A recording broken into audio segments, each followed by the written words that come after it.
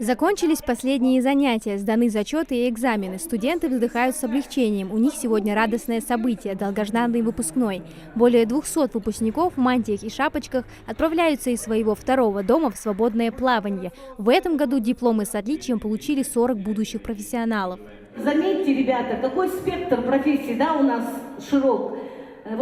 Выпускников, юристов, преподавателей начальных классов, строителей, программистов, зубных техников, медицинских сестер, фармацевтов.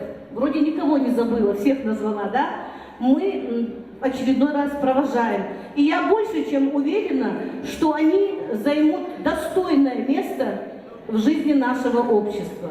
4 года именно столько трудились отличники, чтобы получить диплом. На это ушло много сил, поэтому не все студенты торопятся сразу же поступать в вузы. Кто-то решил как следует отдохнуть и понять, действительно ли они хотят и дальше заниматься уже выбранной специальностью. Я хочу найти себе какую-нибудь подработку, связанную именно с обучением детей, чтобы понять точно, хочу ли я этим заниматься именно для младших классов, либо все-таки пойду и буду целенаправленно учить старшие классы.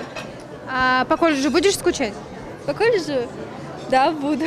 Если не брать в расчет дни, когда у нас были зачеты.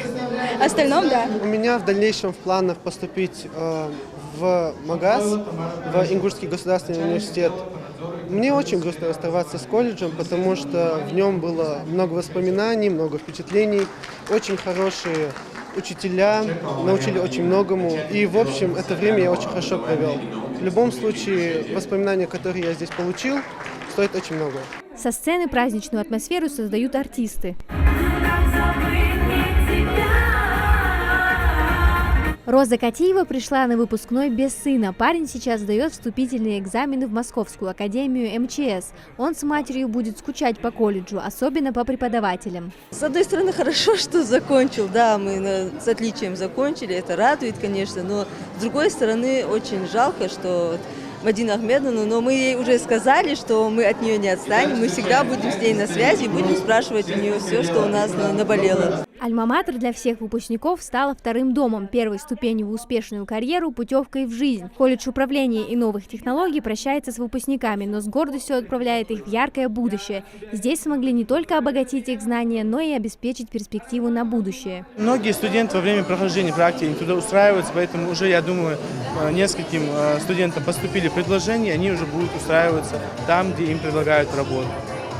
Вот как вы считаете, колледж, он будет вообще скучать именно по этому выпуску? Конечно, нам всегда грустно расставаться с выпускниками, потому что они для нас стали родными за эти 4 года, но мы всегда им говорим, что двери колледжа для них всегда открыты. Настает момент расставания, педагоги уходят в отпуск, а выпускники будут готовиться к поступлению в вузы. Но жизнь в колледже не замирает, приемная комиссия будет работать до 30 августа. Здесь ответит на все вопросы абитуриентов и родителей. Не пройдет и 2 месяцев, как колледж распахнет свои двери для новых студентов. С пакетом документов, необходимыми для подачи заявления, можно ознакомиться на сайте СУЗа. Амина Зязикова, Сулейман Костоев, МАГАС 24.